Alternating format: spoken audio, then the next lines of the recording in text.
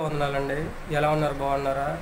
ఈ దినాన దేవుని యొక్క వాక్య ప్రకారం మనం చూసుకున్నట్లయితే మనకు శ్రమలు వచ్చినప్పుడు, శోధనలు వచ్చినప్పుడు, ఇబ్బందులు వచ్చినప్పుడు, ఇరుకులు వచ్చినప్పుడు అందరూ కూడా మనల్ని ఒంటరిగా చేసి బలిష్టాంతరంగా ద్వేషించినప్పుడు అవమానపరిచినప్పుడు మనం చక్కగా ఏమి ఆలోచన చేసుకుంటూ ఉంటామంటే మనకు గమ్ముని జ్ఞాపకం వచ్చే ఆలోచన చనిపోవాలని చెప్పేసి ఆలోచన చేసుకుంటూ ఉంటాను అన్నమాట అండి. దేవుడిచ్చిన మహావచనాన్ని బట్టి చనిపోవాలన్నా బ్రతకాలన్నా మన చేతుల్లో ఏమీ లేదండి. చనిపోవాలన్నా బ్రతకాలన్నా కానీ దేవుని కృప మనకి కావాలన్నమాట అండి. ఎప్పుడు కూడా చనిపోవాలి అనే ఆలోచన మనకే రాకూడదన్నమాట అండి. ఎన్ని కష్టాలు వచ్చినా, ఎన్ని శ్రమలు వచ్చినా, ఎన్ని ఇబ్బందులు వచ్చినా కానీ విశ్వాసంతో ప్రార్థన చేసుకుని, నమ్మకంతో ప్రార్థన చేసుకుని, భక్తితో ప్రార్థన చేసుకుని, దేవుని శక్తిని ఆశ్రయించి శ్రమను చేయించి జీవితాన్ని జీవించాలి తప్ప ఇప్పుడు కూడా చనిపోవాలని చెప్పేసి పిరికితనం అనేది మనలోకి రాకూడదనమాట అండి.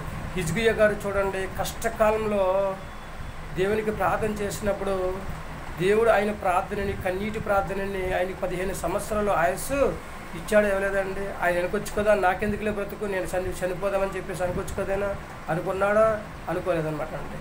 దేవుడు ఎంత ఆయుస్సు ఇచ్చాడో అంత ఆయుస్సు కూడా జీవించాలి మనందరం కూడా. అప్పుడే దేవుని కృపను మనము పొందుకుంటామన్నమాట అండి. యోబు గారు చూడండి, అలాగే లాజర్ గారు చూడండి, అలాగే దానియేలు గారు చూడండి, ఇంకా పరిశుద్ధ గ్రంథంలో యోనా గారు చూడండి. పరిశుద్ధ గ్రంథంలో చాలామందికి కూడా శ్రమలు వచ్చాయి. వాళ్ళందరూ చనిపోయారండి, చనిపోలేదన్నమాట అండి. వాళ్ళందరూ కూడా దేవుడు ఇచ్చిన ఆయుష్ అంతా కూడా జీవించి దేవుని పిలిపి మేరకు వాళ్ళు నిద్రించారు తప్ప బలవంతంగా వాళ్ళ ప్రాణాలను తీసుకోలేదన్నమాట అండి. దేవుడు ఆయుస్సు తీరకుండా మనం ఎప్పుడైతే చనిపోవాలని ఆలోచన కలిగి ఉన్నామో అది ఏమాత్రం కూడా మంచి పద్ధతి కదండి. నిన్ను ఎవరైనా అవమానించారా, ఇబ్బందులు పెడుతూ ఉన్నారా, బాధలు పెడుతూ ఉన్నారా, లేదా దూషిస్తూ ఉన్నారా, ద్వేషిస్తూ ఉన్నారా, ఏమైనా చేస్తూ ఉన్నారా, వాటన్నిటిని జయించాలంటే దేవుని నామంలో మోకరించి ప్రార్థన చేయి. దేవుని యొక్క వాక్యంలో నిలవండి. దేవుడే మీకు తగిన సహాయము, తగిన సమయాల్లో సహాయం చేస్తూ ఉంటాడు అనమాట అండి. దేవుని యొక్క ఆలోచన ఏంటంటే అందరూ కూడా హాయిగా జీవించాలని చెప్పేసి, అందరూ కూడా సంతోషంగా జీవించాలని చెప్పేసి దేవుడు ఆలోచన కలిగి ఉంటాడు తప్ప ఎవరిని కూడా దేవుడిచ్చిన ఆయుష్ను జీవించకుండా మధ్యలో తీసుకోవాలని చెప్పేసి దేవుడు ఏమాత్రం కూడా ఆలోచన చేయడనమాట అండి. మనం చేసే పాపాల వల్ల, తప్పుల వల్ల, లేకపోతే మన గర్వం వల్ల, అహంకారం వల్ల, సంథింగ్ ఏదన్నా రాంగ్ డిసిషన్ వల్ల అకస్మాత్తుగా మరణం వస్తుందేమో తప్ప దేవుడు మాత్రం ఎంత మాత్రం కూడా మనం కరెక్ట్గా జీవించినప్పుడు, మనం తప్పు చేయకుండా జీవించినప్పుడు ఏమాత్రం కూడా మన ప్రాణాన్ని దేవుడి మధ్యలో తీసుకోడండి. కాబట్టి దేవుడిచ్చిన మహాఉత్సవాన్ని బట్టి నిన్ను ఎవరైనా అవమానపరుస్తూ ఉన్నారా, అవమానం వెనకాల ఆనందం ఉంటుందన్నమాట అండి. నిన్ను ఎవరైనా శ్రమ పెడుతూ ఉన్నారా, శ్రమ వెనకాల సంతోషం ఉంటుందన్నమాట అండి. మీకు ఎవరైనా కీడిచ్చేయాలని చెప్పేసి ఆలోచన కలిగి ఉంటే కీడి వెనకాల మీకు మేలని దేవుడు దాచి ఉంటాడనమాట అండి. కాబట్టి దేవుడిచ్చిన మహాఉత్సవం ఎవరు కూడా రాంగ్ డిసిజన్ తీసుకోకుండా చక్కగా దేవుడిచ్చిన ఆయుస్సంతకాలం కూడా జీవిద్దాం. దేవుని నామ మహిమార్థం మనము హాయిగా సంతోషంగా, ఆనందంగా, ఉల్లాసంగా, ఉత్సాహంగా జీవించే యోగ్యతను కలిగి ఉందామా? కష్టాలు వచ్చినా, బాధలు వచ్చినా, ఇబ్బందులు వచ్చినా, ఏమొచ్చినా కూడా దేవుడు ఉన్నాడని మాత్రం మర్చిపోకూడదు అనమాట అండి. చనిపోవాలనే ఆలోచన మనలో రాకూడదు. అసలే మనలో ఉన్న పిరికితనాన్నే తీసివేసుకోవాలన్నమాట అండి. ధైర్యాన్ని నింపుకోవాలి మన హృదయంలో. అప్పుడే దేవుడు మనల్ని ఉత్సాహంగా, ఉల్లాసంగా, ఆనందంగా ఉంచేలా చేస్తూ ఉంటాడనమాట అండి. పిరికి వరల మన ప్రాణాన్ని తీసుకుంటే ఏమాత్రం కూడా ఉపయోగము లేదనమాట అండి.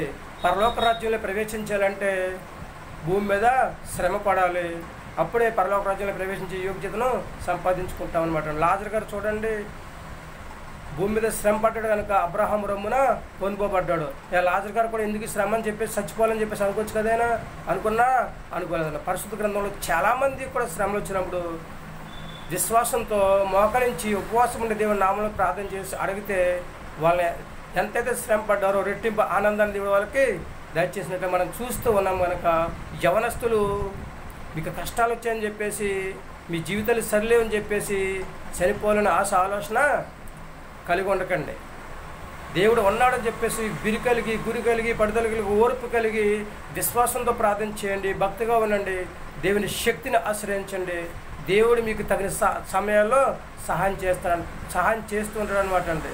అంతే తప్ప మనం ఏ విధంగా రాంగ్ డిసిషన్ తీసుకోకూడదు అనమాట అండి. మరేమంటారు, దేవుని మాట వింటానండి, ఎన్ని శ్రమలు వచ్చినా, ఎంతమంది నన్ను దూషించి దేశించి అవమానపరిచినా విశ్వాసంతో నిలుస్తానండి, విశ్వాసంతో ప్రార్థన చేసుకుంటానండి, దేవుని యొక్క వాక్యంలో నిలుస్తూ ఉంటానండి, చక్కగా దేవుని నామ మహిమార్థమై జీవిస్తూ ఉంటానండి. శ్రమలను చేయించి భూమి మీద మంచి ఆరోగ్యం కలిగి ఆయన రాజ్య వారసుగా జీవించే యోగ్యతను సంపాదించుకుంటానండి. ఎప్పుడు కూడా నా జీవితంలో చనిపోవాలని కానీ రాంగ్ డిసిజన్ తీసుకోనని చెప్పేసి దేవుని నామములో ప్రార్థన చేసుకుని హాయిగా జీవిస్తానని చెప్పేసి ఎవరైతే అంటారో వృద్ధులు, పిల్లలు, పెద్దలు అందరూ కూడా దేవుని మాట వినండి.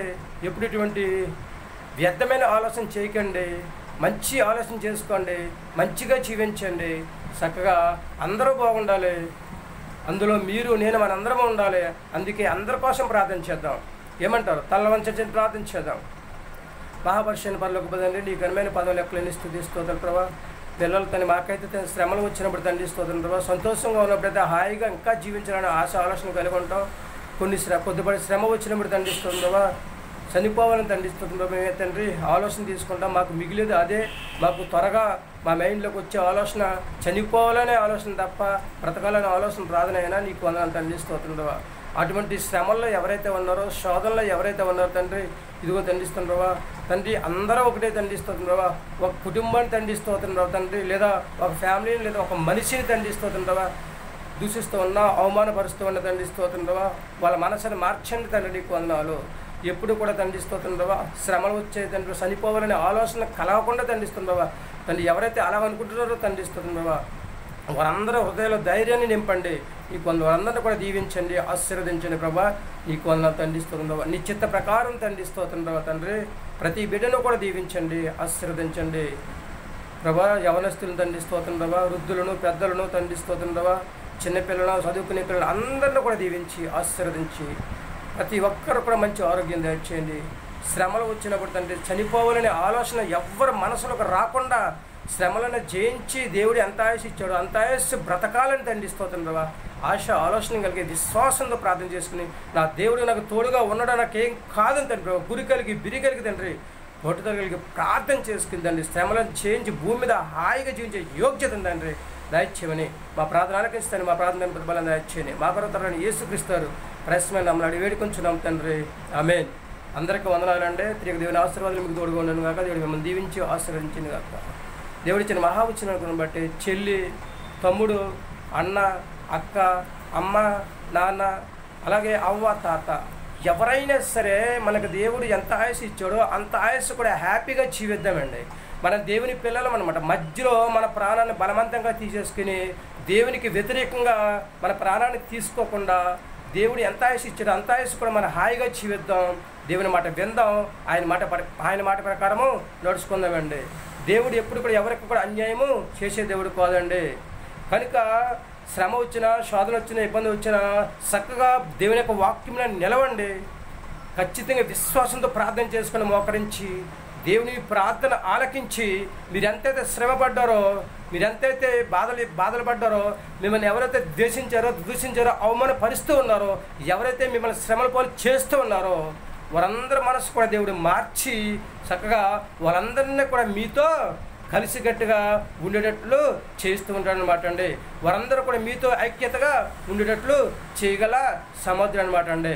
శ్రమలు వస్తాయి, పోతాయి, కలకాలం ఉండవు. కలకాలం మన జీవితంలో నిలవు కనుక ప్రతి ఒక్కరు కూడా దేవుని నమ్మిక కలిగి ప్రార్థన చేద్దాం, శ్రమలను చేయిందాం. చనిపోవాలనే ఆలోచన మనలోకి రాకుండా దేవుడు మనందరినీ కూడా దీవించను గాక, ఆశీర్వదించను గాక, అభివృద్ధి చేయను గాక. మంచి సంతోషాన్ని, ఆనందాన్ని, ఉల్లాసాన్ని, ఉత్సాహాన్ని ఇచ్చి మరింత స్టెప్ దీవెనకరంగా మన జీవితాలను దేవుడు ఉండులాగిన దేవుడు మనందరికీ మంచి ఆరోగ్యం దయచేయను గాక. ఆమె ఏమంటారండి? మీ ఆలోచన ఇదేనండి. మనందరం కూడా దేవుని పిల్లలం. మనలో ఉన్న పిరికితనాన్ని తీసివేసుకోవాలి, మన హృదయంలో ధైర్యాన్ని నింపుకోవాలి. దేవుడు నాకు తోడుగా ఉన్నాడని చెప్పేసి మనం బిరి కలిగి మనం ప్రార్థన చేసుకుంటే దేవుడు మన సమస్యలను తీసివేసి సంతోషంగా ఉండే స్థితిని దేవుడు దయచేసి మంచి ఆరోగ్యం ఇస్తూ ఉంటాడు. ఆయన రాజ్య వారసులుగా జీవించే యోగ్యతను సంపాదించుకునే స్థితిని ఇస్తూ ఉంటాడు. అలాగే భూమి మీద హాయిగా జీవించే యోగ్యతను మనకి దయచేస్తూ ఉంటాడు అనమాట. అంటే వింటారా దేవుని మాట? చేస్తారా? దేవుని యందు విశ్వాసంతో ప్రార్థన జీవిస్తారా? దేవునికి నమ్మకంగా పొందుకుంటారా? దేవుని యొక్క ఆశీర్వాదం మనలో ఉన్న పిరిగితనాన్ని తీసివేసుకుని ధైర్యాన్ని నింపుకుని భూమి మీద ఎటువంటి బ్యాడ్ హ్యాబిట్స్ లేకుండా దేవుడిచ్చే ఆయుష్ అంతా కూడా జీవించాలని ఆశ ఆలోచన కలిగి ఉన్నారా?